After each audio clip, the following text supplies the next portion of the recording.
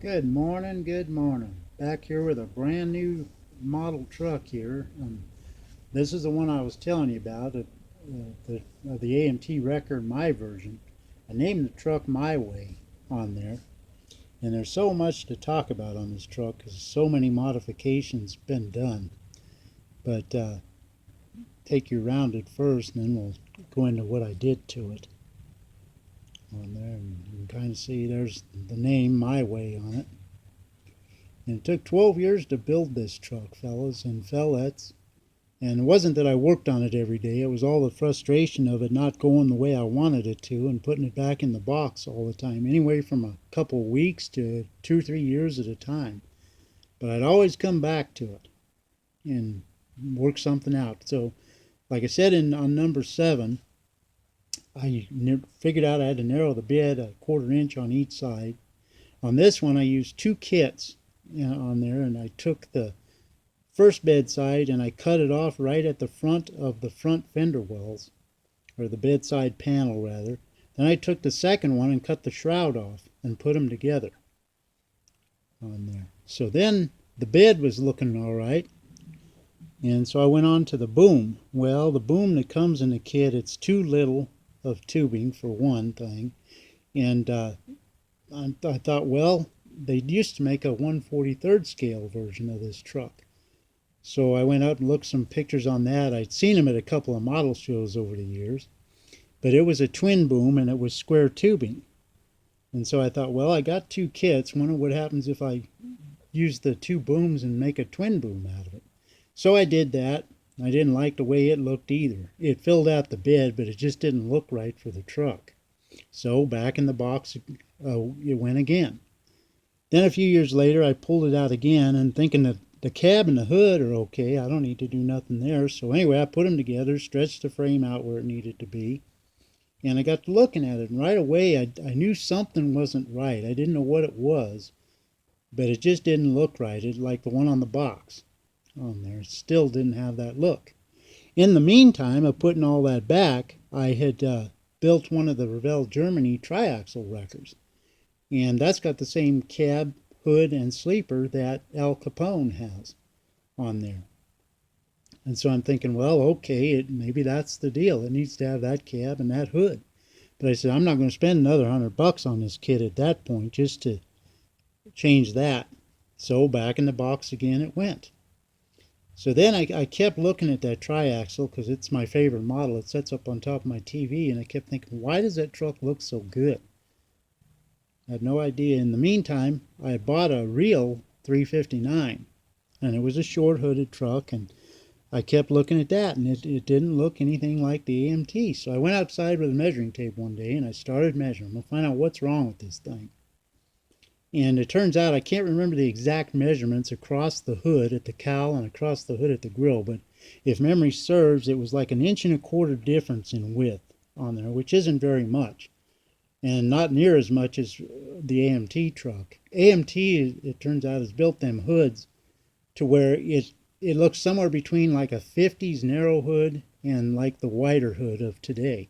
But it's in between. It's not exact on there. So I'm like, okay, again, I'm still not going to spend another $100. So I put it back in the box thinking, well, maybe in my travels I'll run across a basket case somewhere and I can get a cab and a hood. Well, in the meantime, back to the real truck. Uh, just measuring the hood from the short hood on there from the cowl to the grill is 119 inches. Okay, and a long hood or extended hood, as the Pete guys call them, is 127 inches. So in other words, a real hood, extended hood versus short hood, is exactly 8 inches longer on there, and that equates to about a 1/4 inch. If you guys want to ever build a long hood truck, just add a 1/4 inch of hood and you're going to be right in the ballpark of what a real extended hood would look like. But anyway, in the meantime, a Revell come out with the snap tight truck, and I thought, what are the chances of that truck having the same hood and the same cab as $100 trucks? Probably slim and none. But I ordered one. I figured, well, it's only $20, so it can't go wrong. And lo and behold, it's got almost the identical hood and cab in there, but it has a sleeper and it's molded to the cab. But I started looking at that and I thought, well, okay, with some modifications, I think I can make that work. Plus, it's got the newer style sleeper on it with the single door right here rather than the dual doors. And it's got a rounder cap, a newer style roof cap on it as compared to the old ones. So I said, well, I'm going to go with that. That's going to look good. Well, keeping with experience and tradition, anytime you change a cab and a hood or a sleeper on there, I've learned just to keep it on the same chassis. Keep it all in the original chassis. It'll make life so much easier that way. So I cut this one back apart and put the Revell snap-tight frame onto the AMT frame. And just a little FYI, if you cut the top flange of the Revell frame off and grind off all the nuts and bolts, and if there's any mounts on there, it will slide into the AMT chassis rails on there. And they bow out a little bit, but it'll go in there. That what it does, it'll eliminate any problems as far as getting the gap here between the bed and the sleeper. You can get it exactly perfect. Now when you get it there, clamp it down and glue it, which is what I did. So then I'm thinking, okay, now we're rocking and rolling. I got this thing snockered now, but then I remembered, I got to do something with that boom. Well, in my travels, I picked up a bunch of models. It was in a box one time, and in there was the Revell Kenworth Wrecker on there, and the truck and chassis itself was a basket case, but inside that box was the instructions and the boom. And the boom wasn't touched. All the pieces were still on the T's. And I think it had everything. There was a couple hooks and I think one pin in there missing. So that's where this boom came from on there. Then the underreach, which is this deal right here, is I built that, I scratch built that, and what that does is it folds down and then it extends out right here to where you can go underneath the steer axle of a truck or the rear axles. And these little side pieces here, these like C-channel things, they got different mounts, and they can interchange them out, or go for an axle, a front or rear axle, or even up on the frame.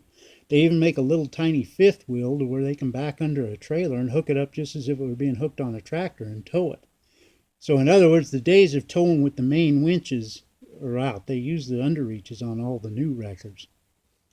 And then I also built the drag winch, which what that is just means what it says. It just drags. You can only pull straight. You can't lift or drop with it. It's just for pulling straight on. And this is a fixed boom Wrecker. It means the boom is bolted in the bed instead of a rotator. The difference is a rotator, the boom sets on a turret like on an army tank, and they can spin that around all the way to the front if they want to. And then they can pick off anywhere on the truck on there, whereas this one you can only pick off the back of it. You could probably go out to a 45-degree angle, but you wouldn't want to go any more than that because it'll twist the truck and everything over. The other thing these trucks had back in the day, they didn't use outriggers. What they did was they used wheel chocks, dual wheel chocks, which are these things right here.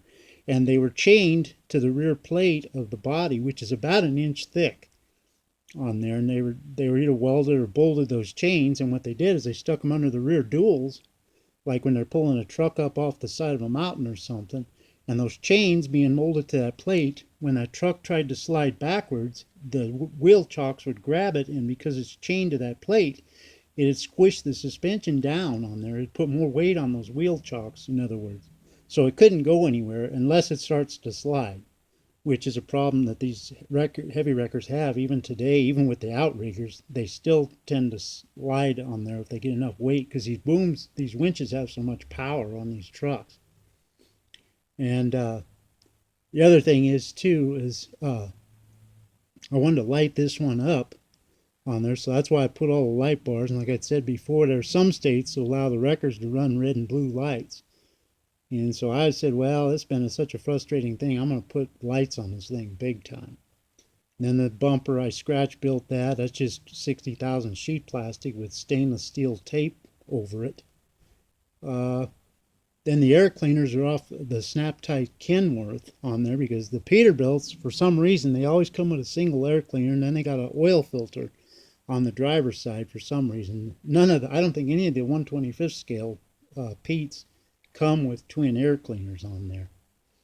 And then I added the aluminum tubing on the stacks there. You can get them up there. I think that's about it. But like I said, it took 12 years to build this one on there. But I'm just like that. Once I get my mitts into something, just because I hit a roadblock, it doesn't stop me. I might get pissed off and I'll put it back in the box for a few days or years, as in this case. But I always go back to it and just keep punching at it. And finally I got it. I think it looks about as close as you're going to get to the one on the box, which I'll show you that in a minute on there. But I think I've covered everything on this, but you can see where I'm coming from, and this is what I wound up with in the end.